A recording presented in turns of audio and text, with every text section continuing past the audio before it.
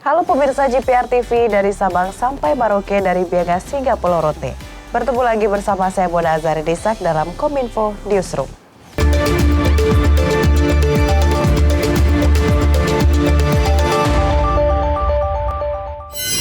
Informasi pertama pemirsa, Presiden Joko Widodo melakukan kunjungan ke SDN Tigang Lindung, Jawa Tengah guna memantau pelaksanaan vaksinasi bagi anak. Selain itu, Presiden juga melakukan dialog dengan murid-murid mengenai protokol kesehatan. Presiden Joko Widodo melakukan peninjauan langsung pelaksanaan vaksinasi COVID-19 bagi anak di SDN Tigang Lindung, Jawa Tengah. Terlihat para siswa-siswi sangat antusias melakukan vaksinasi. Guru juga menyebutkan bahwa vaksinasi ini merupakan kesadaran dari siswa sendiri tanpa adanya paksaan. Presiden juga melakukan dialog edukasi dengan murid-murid mengenai protokol kesehatan. Takut? Enggak apa-apa. Tarik nafas. Lihat dari sini aja. Udah selesai. Selesai. Nggak sakit ya? Sakit nggak? Enggak sakit. Nggak sakit.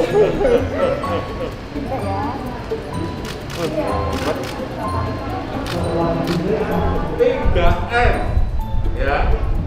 Coba siapa yang tahu 3M itu? Hah? Siapa? Ya, 3M apa? Nah, apa? Cuci tangan 1, 2. Mau pakai masker 3? Jarak. Oh, benar, Didampingi oleh Menteri PUPR dan Sekretaris Kabinet serta Gubernur Jawa Tengah, Presiden juga melihat kondisi kelayakan gedung sekolah.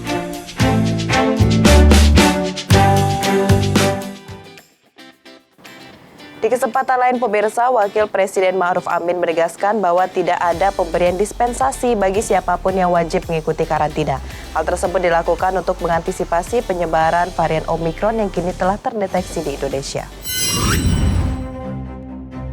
Dengan keluarnya surat edaran dari Mendagri bahwa saat ini daerah DKI Jakarta masuk pada PPKM level 2 mulai tanggal 4 hingga 17 Januari 2022.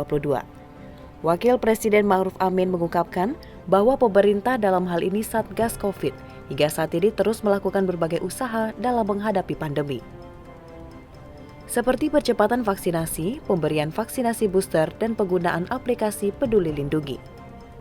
Wapres juga menegaskan bahwa tidak ada pemberian dispensasi bagi siapapun yang wajib mengikuti karantina.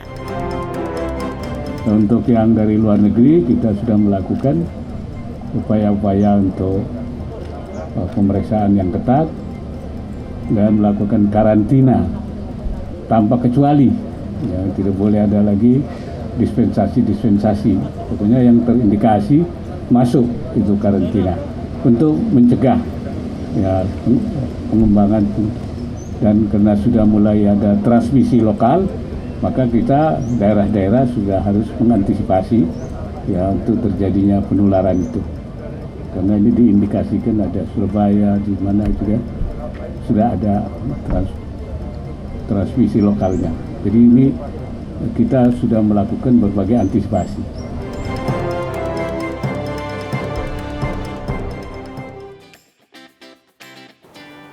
Kementerian Kominfo terus mengupayakan peningkatan industri satelit Indonesia untuk memenuhi kapasitas satelit nasional. Dengan langkah merger dua operator antara Indosat dan Tri, Menkominfo berharap terciptanya industri telekomunikasi yang lebih efisien dan produktif. Seiring dengan upaya peningkatan kualitas layanan telekomunikasi, Kementerian Kominfo terus mengupayakan peningkatan industri satelit Indonesia untuk memenuhi kapasitas satelit nasional guna keperluan konektivitas middle mile maupun retail customer. Hal ini sejalan melalui proses konsolidasi industri telekomunikasi merger dan akuisisi antara PT Indosat Tbk dan PT Hutchison Tri Indonesia. Menkominfo Johnny G. Plate menilai penggabungan kedua perusahaan tersebut menjadi hasil konkret pelaksanaan Undang-Undang Cipta Kerja Nomor 11 Tahun 2020 dan Peraturan Pemerintah Nomor 46 Tahun 2021 tentang pos, telekomunikasi, dan penyiaran. Dan diharapkan industri telekomunikasi nasional menjadi lebih semarak dalam menghasilkan iklim industri telekomunikasi yang lebih produktif. serta lebih efisien di Indonesia dalam memberikan dukungan atas transformasi digital nasional.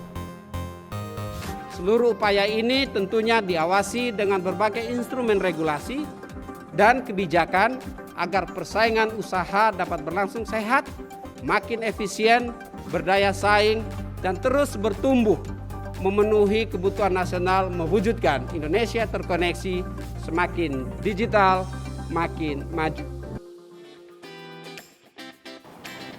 Informasi terakhir pemirsa, agar mampu bersaing di pasar global, saat ini pemerintah menjalankan sejumlah program untuk mendukung perkembangan UMKM.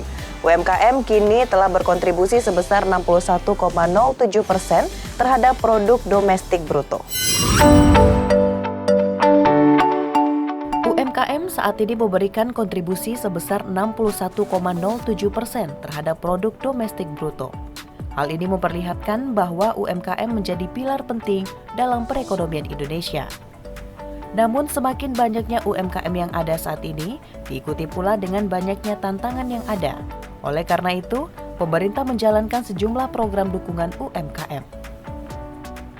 Program pemulihan ekonomi nasional yang telah dilakukan oleh Kementerian Perdagangan Republik Indonesia seperti kredit usaha rakyat, Gerakan Nasional Bangga Buatan Indonesia, digitalisasi pemasaran UMKM, dan penguatan wirausaha alumni program Kartu Prakerja melalui pembiayaan KUR.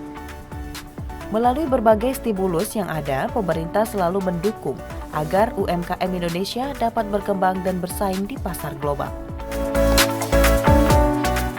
Itulah ragam informasi yang telah kami kemas untuk Anda. Dapatkan update berita pilihan setiap harinya di kanal GPR TV atau melalui sosial media gprtv.id. Saya Mona Azarini pamit, sampai jumpa.